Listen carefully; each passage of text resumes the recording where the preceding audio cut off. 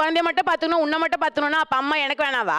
என்ன மட்டும் பேத்துக்கலையா? கரெக்டா தான் சார். ரெண்டா மார்டல் காம்பேட்ல வர மாதிரி ஃபெட்டாலிட்டியா வந்துறணும் அவனை எல்லாம் ரெண்டா. அப்பதான் இந்த மாதிரி தப்புகள் நடக்காம இருக்கும். போயிரு சப்பு சப்புன்னு அரைஞ்சிரேன், போயிரு இரிட்டேட் பண்ணாத. சிரிச்சே மழுப்புறீங்க நீங்க.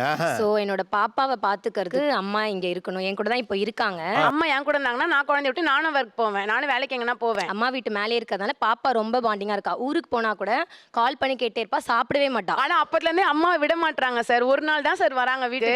காலையில வந்தாங்கன்னா ஈவினிங்கே கிளம்பி அதுக்குள்ளேயே ஃபோன் பண்ணிடுறா. 1 மணி நேரம் தான் அம்மா இருக்காங்க.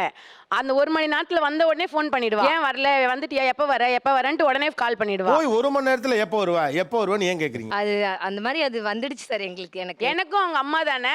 அது ஏன் வருது உனக்கே மட்டும் ஏன் வருது? எனக்கும் அவங்க அம்மா தானே. தேவையானதெல்லாம் நாங்க நீ விடாம தானே வச்சிருக்க அம்மாவை. எங்க வீட்டுக்கு விட மாட்டீங்க. அப்படிலாம் இல்ல, நீ அம்மா கிட்டே கேட்டு. அவர் இந்த உலகத்துக்கு ஏதோ ஒரு முக்கிய செய்தி சொல்ல வராரு, அவர் கொஞ்சம் சொல்ல விடுங்க. என் குழந்தைங்களே கேக்குறாங்க சார், ஆயா நீ எனக்கு ஆயாவே கிடையாது, ஆயா பாசமே இல்ல சார், அவங்களுக்கு சுத்தமா இல்ல சார் ஆயா பாசம். கூட கேட்டா சார் என் பொண்ணு வந்த உடனே அந்த குழந்தைய பத்தியே பேசுறியே. சாய்ஷு என்ன பண்ணது தெரியல, சாய்ஷு ஸ்கூல்ல இருந்து வந்ததா தெரியல, சாய்ஷு சாப்பிட்டதா தெரியல, சாய்ஷு பாத்ரூம் போச்சா தெரியல. வந்து ஒரு வாரம் இருக்கலாம்ல சார். எங்க ஹஸ்பண்டே திட்டாரு சார், உங்க அம்மா வராங்க போறாங்க, நீனா அம்மா நீ உங்க அம்மா பொண்ணா இல்லையான்னு கேக்குறாங்க சார். சார் அவர் ஆஃப் டே வந்துருவா சார், 12:30க்கு வந்துருவா. அப்ப நான் ஸ்கூல் வந்தா நீ லீவ் போட்டு பாத்துக்கோ. நான் வந்து உடம்பு சரியில்லைனா கூட என் உடம்பை நான் தான் பாத்துக்கணும், எங்க ஃபேமிலி நான் தான் பாத்துக்கணும், என் குழந்தைங்களையும் நான் தான் சார் வளர்க்கணும். குழந்தைக்கு 5 வயசு ஆயிடுச்சு, இது வரைக்கும் நான் விட்டது போதும். இனிமே அம்மா வந்து என் கூட தான் இருக்கணும். வந்தாலும் 1 வாரம் 2 வாரம் நான் வச்சிருந்தேன். வந்து சுருக்கமா சொல்லும்போது வயிற்றுச்சல் அப்படின்னு சொல்லலாம். பட் சாப விடுவேன் இப்ப கொஞ்ச நேரத்துல இப்படியே போச்சுன்னா. இந்த உலகத்துல அம்மா அப்பா கூட இல்லாமலேயே 2 பேரும் வேலைக்கு போறவங்கள தடுக்கி விழுந்தா நீங்க பார்க்கலாம். 1 day 2 days மேனேஜ் பண்ணுவோம் சார். அப்படியே அதுக்கப்புறம் போன எப்போ வருவான்னு கேக்குறீங்க. நீங்க அவங்களுக்கு ஒரு கில்ட்ட பண்றீங்களா? அப்படி கேட்டாவது சீக்கிரம் வந்துருவாங்க. நானும் குழந்தையில இருந்து வளர்த்துன்னு தான் சார் இருக்கேன். 2 பசங்களையும்